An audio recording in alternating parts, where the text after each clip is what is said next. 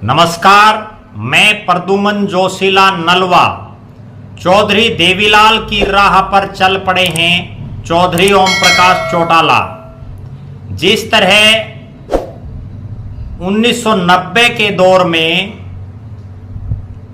चौधरी देवीलाल की राजनीतिक विरासत को संभालने के लिए दो वारिस चौधरी ओम प्रकाश चौटाला और चौधरी रणजीत सिंह में राजनीतिक द्वंद्व प्रतिस्पर्धा चल रही थी और अंततः चौधरी देवीलाल ने परिवार का सबसे बड़ा बेटा होने के नाते चौधरी ओम प्रकाश चौटाला को अपनी राजनीतिक विरासत सौंपने का काम किया। और विरासत सौंपते समय चौधरी देवीलाल के जो शब्द थे वही शब्द हूबहू 25 सितंबर को कैथल की रैली में जब चौधरी ओम प्रकाश चौटाला ने अपनी राजनीतिक विरासत अपने छोटे बेटे अभय सिंह चौटाला को सौंपी तो उन्होंने भी उन्हीं बातों को दोहराया। चौधरी देवीलाल ने कहा कि ओम को मैं अपनी विरासत, राजनीति की विरासत सौंप रहा हूं और अगर ये ओम गलती करेगा तो मैं इसके कान पकड़ लूंगा, आप इसका साथ देना। वही सेम चीज, वही सेम बात उसी संदर्भ में चौधरी ओम प्रकाश चौटाला ने अपनी राजनीतिक विरासत अभय सिंह चौटाला को सौंपते हुए कहा कि अब अभय को मैं आपको सौंप रहा हूं, आपको इसका साथ देना है, अगर ये कहीं कोई गलती करेगा तो मैं इसका कान पकड़ लूंगा। फर्क सिर्फ इतना है कि तब देवीलाल परिवार की राजनीतिक विरासत के दो बड़े जो चेहरे थे उनमें आपसी प्रतिद्वंद्वता चल रही थी मुख्यमंत्री के पद को लेकर के, मुख्यमंत्री बनने को लेकर के।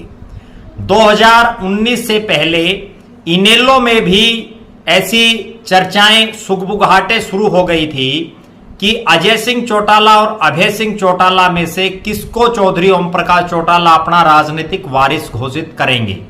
लेकिन चूंकि जेबीटी जो मामला था उसमें अजय सिंह चौटाला जेल में चले गए, चौधरी ओम प्रकाश चौटाला भी जेल में चले गए और दुष्यंत चौटाला ने अजय सिंह चौटाला की जगह ले ली।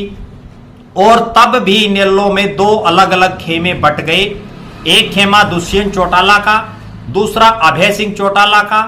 और चौधरी देवीलाल की जयंती पर जो रैली आयोजित की गई थी जिसमें बड़ा भारी बवाल हुआ, चौधरी ओम प्रकाश चौटाला के सामने दुष्यंत चौटाला और अजय सिंह चौटाला के समर्थकों ने हुटिंग की, हुल्लड़बाजी की, नारे लगाए और दुष्यंत चौटाला को सीएम घोषित करने का उन पर दबाव बनाया एक तरह से। लेकिन ओम प्रकाश चौटाला टस से मस नहीं हुए, उन्होंने वहां कोई फैसला नहीं किया, जिसका नतीजा ये रहा कि इनेलो दो टुकड़ों में बट गई, एक गुट अजय सिंह का, एक गुट अभय सिंह चौटाला का।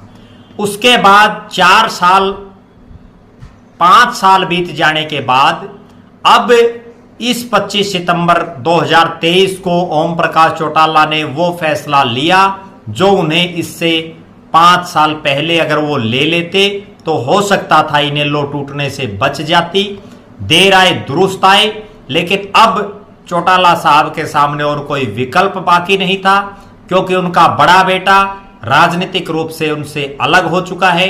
छोटा बेटा अभय सिंह चौटाला अब सक्रिय है उनके साथ और इनेलो में कोई और ऑप्शन दिखाई नहीं दे रहा है। तो लिहाजा अब ओम प्रकाश चौटाला ने जो काम आज से 5, 6, 7 साल पहले करना चाहिए था, 10 साल, 8, 9 साल पहले करना चाहिए था 2013 में के बाद, वो काम उन्होंने 2023 में किया और अपनी जो राजनीतिक विरासत है, अपनी जो पगड़ी है, वो जो है अभय सिंह चौटाला को सौंप करके हरियाणा प्रदेश की जनता के हवाले उन्होंने किया। और बड़ी भावुक और मार्मिक अपील उन्होंने ये की कि मैं आप ये प्रदेश की जनता को इनको सौंप रहा हूं, आप इसको कामयाब बनाओ। अब देखना यह है कि प्रदेश की जनता चौधरी ओम प्रकाश चौटाला के कहे हुए शब्दों पर कितना गौर करती है, क्योंकि जब चौधरी देवीलाल ने चौधरी ओम प्रकाश चौटाला को अपनी विरासत सौंपी तो उसका परिणाम यह हुआ कि रणजीत सिंह चौटाला 32 साल तक कोई चुनाव नहीं जीत पाए, वो राजनीतिक रूप से हाशिए पर चले गए और ओम प्रकाश चौटाला उसके बाद प्रदेश के मुख्यमंत्री भी बने।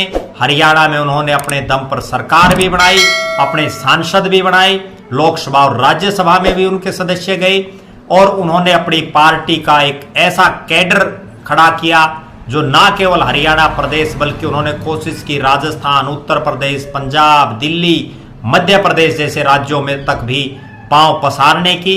हालांकि उम्र के इस पड़ाव में आज भी जब वो 84-85 साल के ओम प्रकाश चौटाला आज भी राजनीतिक रूप से सक्रिय हैं, आज भी लोगों के सुख दुख तकलीफ में भागीदारी निभाते हैं, राजनीतिक मंचों पर भाषण देते हैं। वो ओम प्रकाश चौटाला जिन्हें सुनने के लिए हजारों लोग जो है लालायित रहते थे, आज भी उम्र के इस पड़ाव में उन्होंने जो ही अपनी राजनीतिक जो विरासत अभय सिंह चौटाला को सौंपी, अब सारी जिम्मेदारी अभय सिंह चौटाला पर आन पड़ी है कि वो ओम प्रकाश चौटाला और चौधरी देवीलाल की इस विरासत को कितना आगे बढ़ा पाते हैं।